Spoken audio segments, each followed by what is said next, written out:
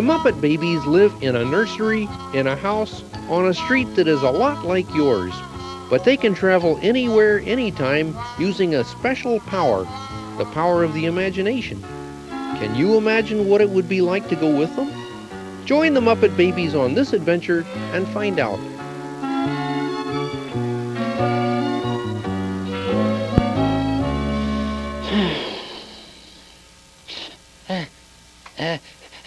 Good height. Oh, thank you. How are you feeling, Robin? Oh, not so hot, Uncle Kerbit. This cold, oh, it's really got me down. I want to go outside and play. Oh, well, I know, Robin, but I think you'd better rest inside until you're feeling better. But there's nothing to do. Oh, but that's not true. I could read you a story. Would you, Uncle Kerbit? Sure, just a second. You know, even when you're stuck at home, you can travel all over the place. You know, if you use your imagination and some good books. I got one right here. Here we go. Now, take a look at this. Now, in this book called Gonzo and the Great Race, baby Gonzo travels all over the world without ever leaving the nursery. How'd he do that, Uncle Kerbit? Well, let's find out, shall we?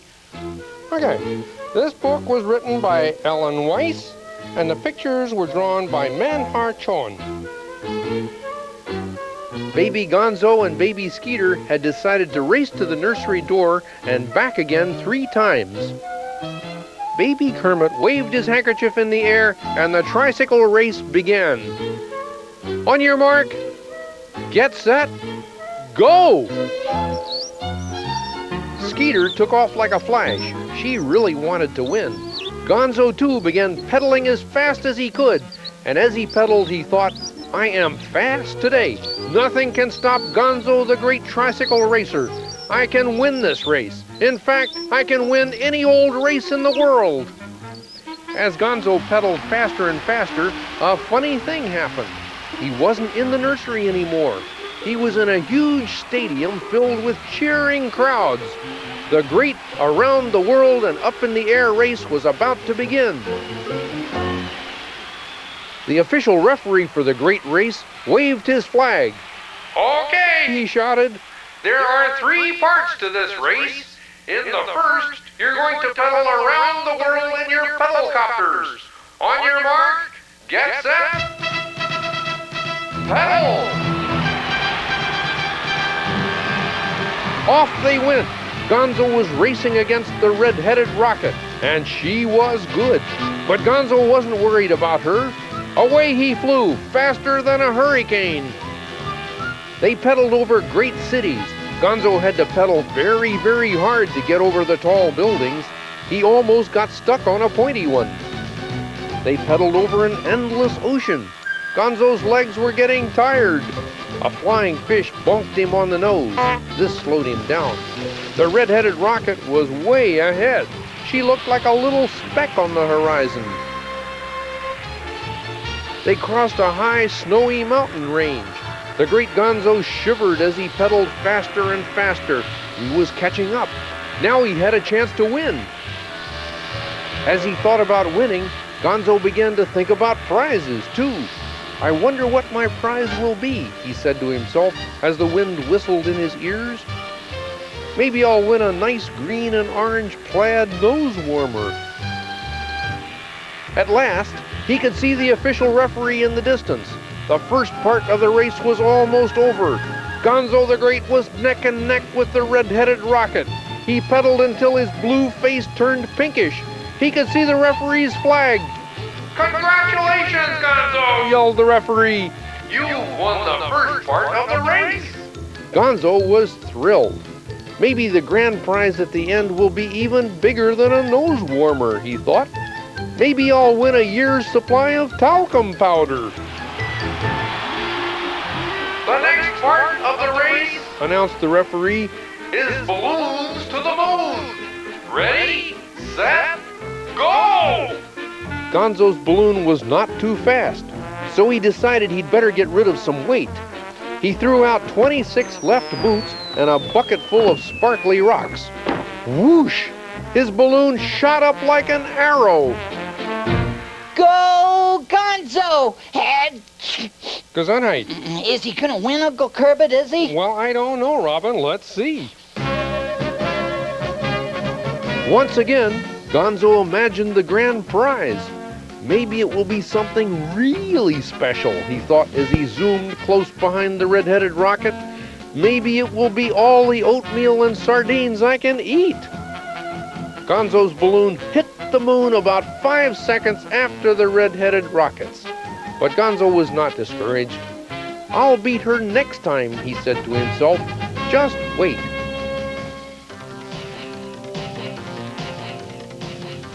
And now, Announced the referee. comes the last part of the race.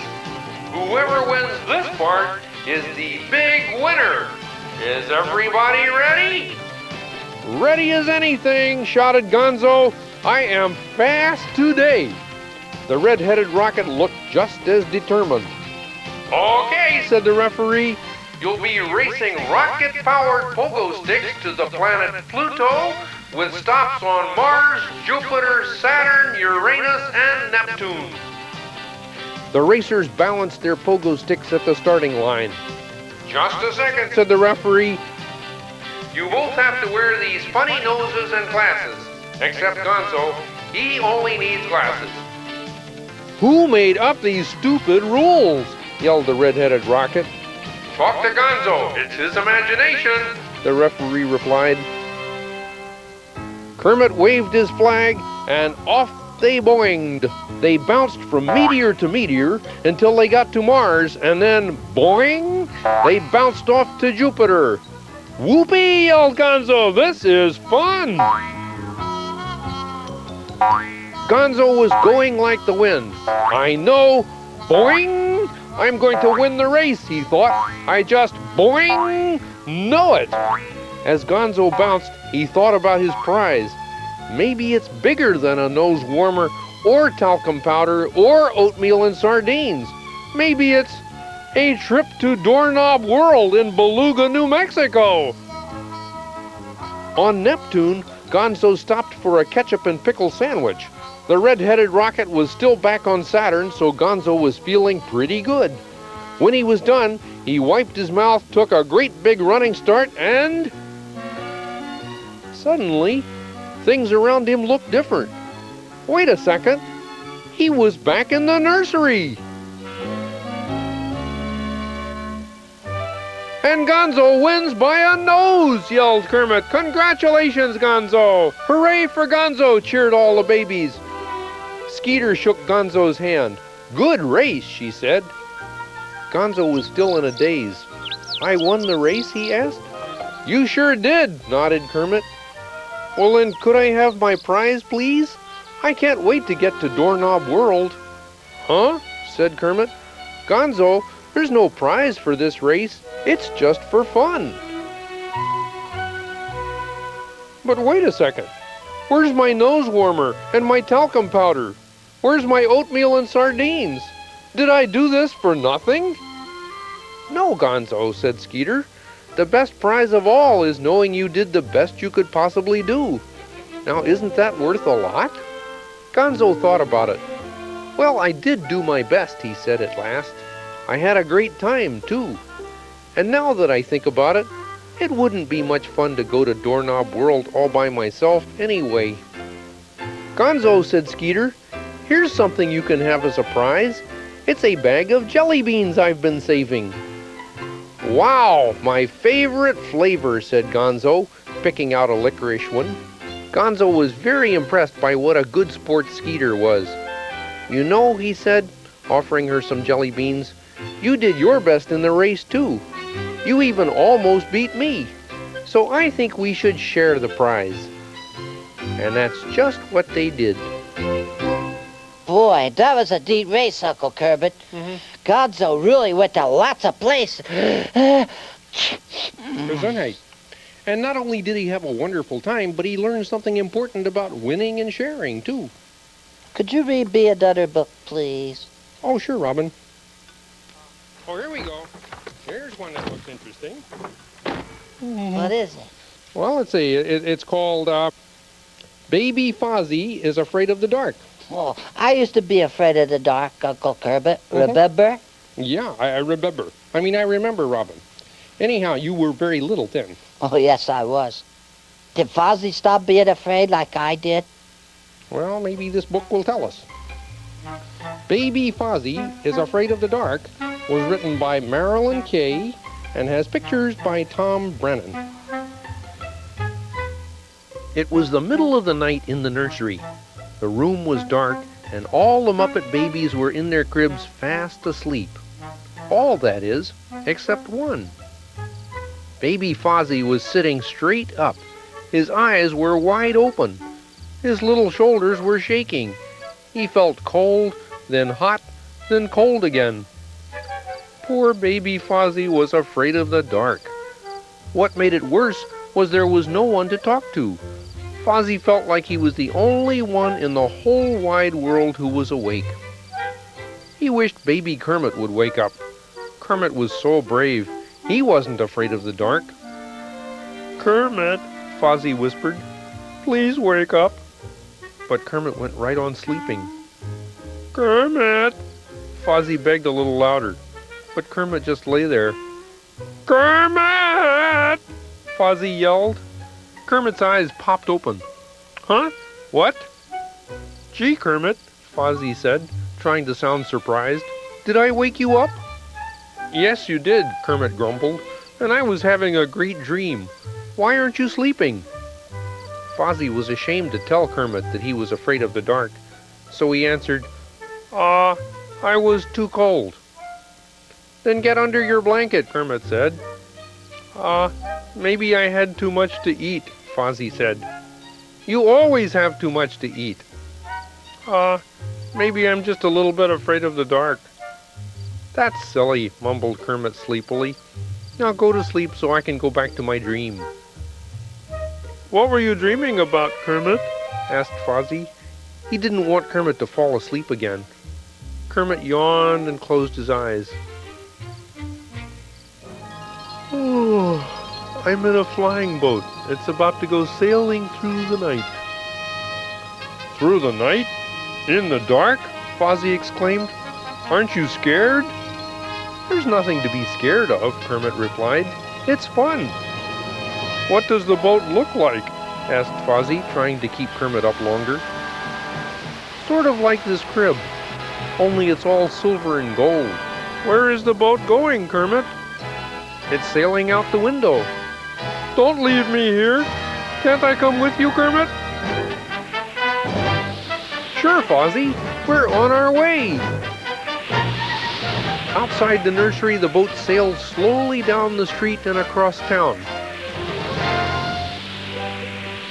"Hey, Kermit, what's that man doing down there in the dark?" "He's a night watchman," Kermit said. "He guards that factory after dark." The boat rose higher and circled over the city. Fozzie shivered. "Kermit, it's so dark up here." "It's not dark down there," Kermit pointed. "Look." Fozzie looked down. There were lights shining all over the city. "Why do all those buildings have their lights on?" Fozzie asked. "I thought everyone was asleep at night." "Oh no," Kermit said. "That's a police station, and there's a fire station, and over there is a hospital. There are people in those buildings who work all night." You know, Uncle Kermit, I remember flying in a plane at night and seeing all the lights of the city, just like you and Fozzie did. Gee, lots of people work at night, don't they? Oh, that's right, Robin. Doctors and nurses, policemen and firemen, and people who clean office buildings and drive trains and buses, all of them work at night, and lots of others, too. That must have made Fozzie feel better. I wish I felt better. Well, you will soon. Okay, now let's see what happens next, shall we? The boat floated on, past the city and over a forest. Fozzie shivered again. "Kermit, it's so lonely and empty down there." "No, it isn't," Kermit said. "Look." A yellow-eyed owl perched on a tree, while a small brown bat flew through the branches. Why aren't they sleeping? Fozzie asked. Lots of animals stay up at night, Kermit explained. That's when they hunt for food. I'm glad I'm not an owl or a bat, Fozzie said. I still don't like the night. It's not as special as daytime. Kermit just smiled and said, Look up. Fozzie looked up. Above them, thousands of stars were twinkling in the clear, dark sky. Gee, Kermit, sighed Fozzie, that's really beautiful.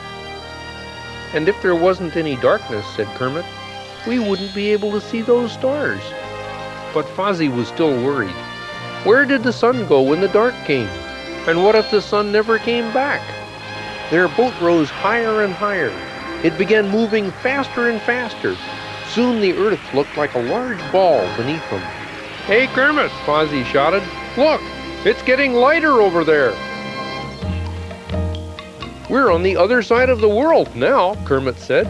When it's dark over the nursery, it's light over here. When we have nighttime, the people here have daytime. Fozzie peered down from the boat. He saw streets, parks, buildings, beaches, and lots of people in the bright sunlight. Kermit turned the boat around and they sailed back into the dark. Before long, they were at the forest where the owls and the bats were wide awake. They sailed over the police station, the fire station, and the hospital, where people worked all night.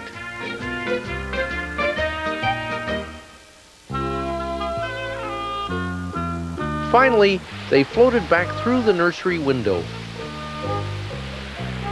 That was a good trip, Kermit, Fozzie said. I guess the dark isn't so scary after all. I thought I was alone, but there are people working and animals hunting for food, and on the other side of the world, the children are outside playing.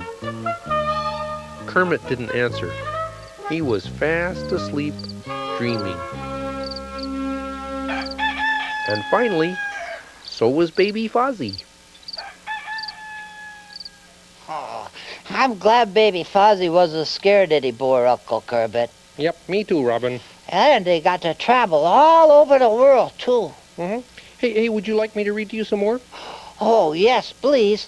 Could it be about going to some other places? I think I know just the book. Oh, what's it about, Uncle Kermit? Okay, well, this one is all about an adventure that baby Piggy had a long time ago in a very unusual place. What place, Uncle Kermit? Well, I'll give you a hint. See, Piggy had to do a lot of swimming while she was there. Was it on the beach, Uncle Kermit? Well, not exactly, Robin, but you're close. Let's just read it and you'll see. Baby Piggy's Mermaid Tale was written by Barry Keating, and the pictures are by Kathy Spar. Piggy dear, cried Nanny, finish your bubble bath. It's time for bed. Piggy sighed. She was so warm and comfortable, and the bubbles were tickling her nose in just the right way. Can't I stay one teeny minute more? It's very late, called Nanny. You'll turn into a fish if you soak much longer. Me? A fish? Giggled Piggy. That's silly. She closed her eyes and swished a bubble with her tail. Tail? Baby Piggy opened her eyes. She wasn't in the tub. She wasn't in the nursery. She was underwater.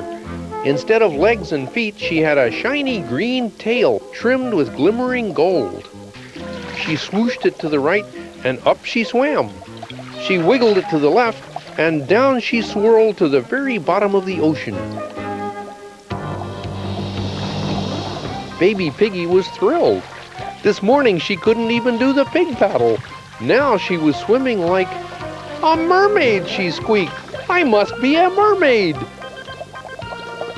Yes, said three little yes fish swimming by. Can I breathe underwater? Asked Piggy. Yes, said the yes fish. And rescue handsome frog sailors? Yes, said the yes fish. And perform water ballets and win beauty contests and sing all day to my heart's content? Yes, yes, yes, said the yes fish. Is that all you can say? Asked Piggy. Yes, said the yes fish. Just then, Piggy noticed a large old oyster in an elegant oyster bed.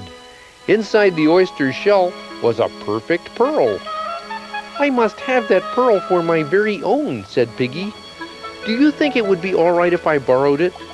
"Yes," said the yes fish.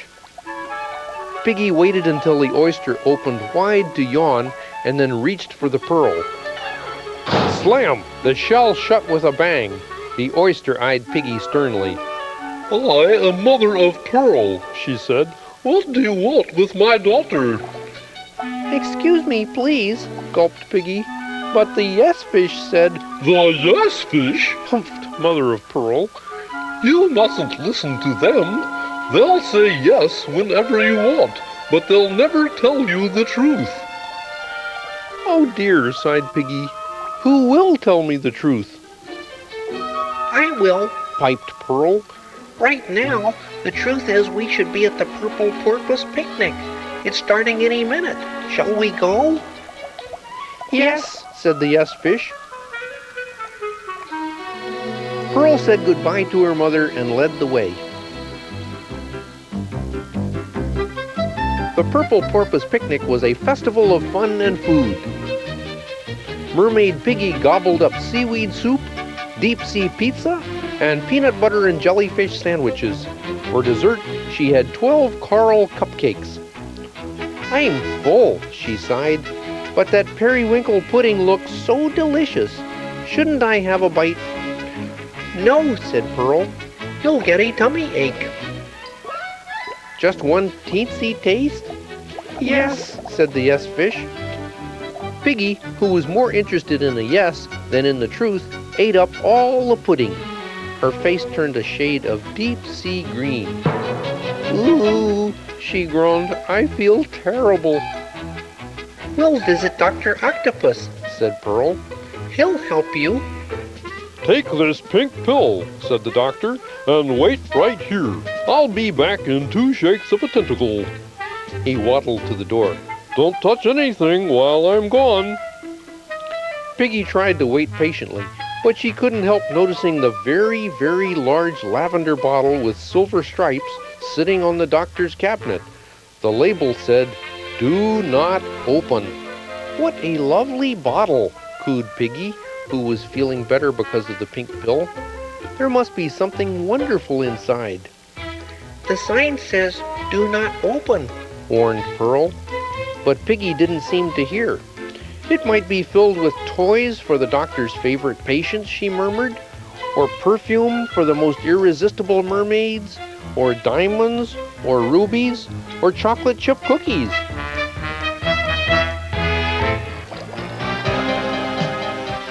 Piggy's eyes sparkled like 2 shiny seashells. She gazed at the bottle. "Should I open it?" "No," said Pearl. "the doctor said to wait." "One tiny peek would be all right, don't you think?" "Yes," said the yes fish. "No," cried Pearl. But it was too late. Piggy had opened the bottle. Oh, no. I knew she would do that. Now what's going to happen? I'm not sure, Robin, but I have a feeling it isn't going to be fun. Oh, yeah. Well, keep reading, Uncle Kermit. Okay.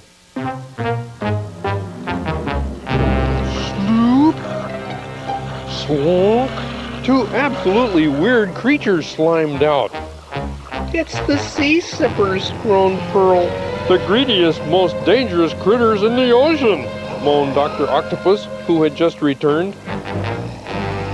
"And the thirstiest," added Pearl. "They'll drink everything." The sea sippers wasted no time.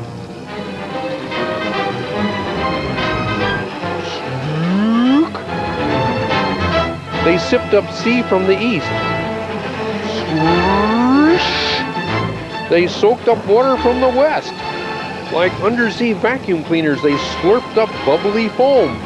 Where there was once an ocean, now there was nothing but puddles and pools. The sea creatures were all scrunched together.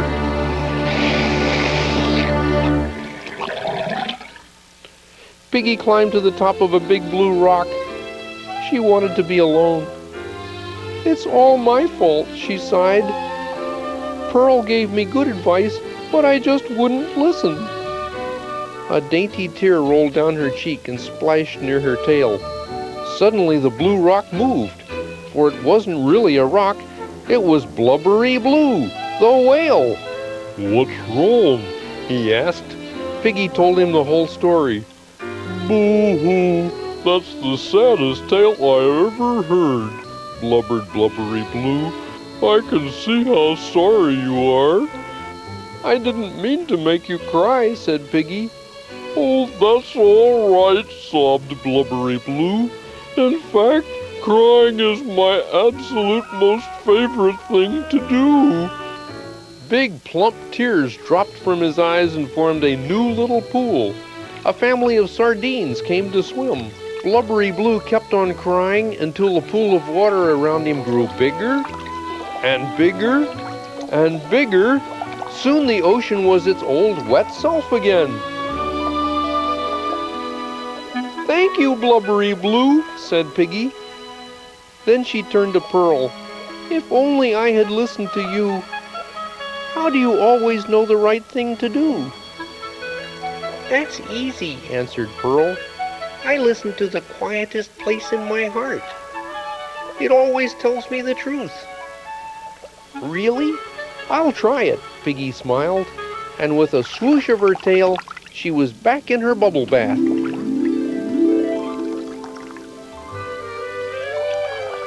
Time for bed, Nanny was calling. Should I go to bed, thought Piggy, or should I soak a teensy bit longer? She asked the quiet place in her heart, and a voice piped up that sounded very much like Pearl. Go to bed, silly. You need your beauty rest. Piggy thought it over very carefully. Coming, Nanny, she called. And this time, she really did go right to bed.